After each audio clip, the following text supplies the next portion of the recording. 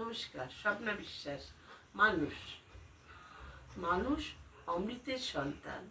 মানুষের অনেক ক্ষমতা, কিন্তু মানুষ নিজেও জানে না তার কত ক্ষমতা।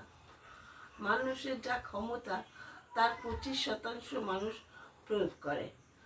খুব কম সংখ্যক মানুষ আছে যারা 50%, 60% দক্ষতা দেখাতে পারে।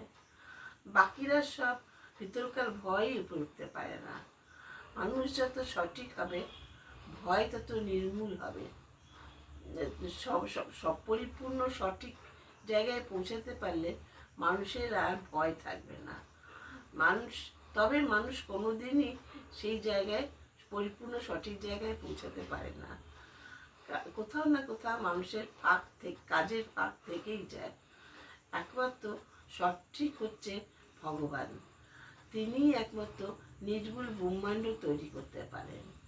পরিপূর্ণ সঠিক জায়গায় পৌঁছানো কোনো মানুষেরই সাধ্য নেই।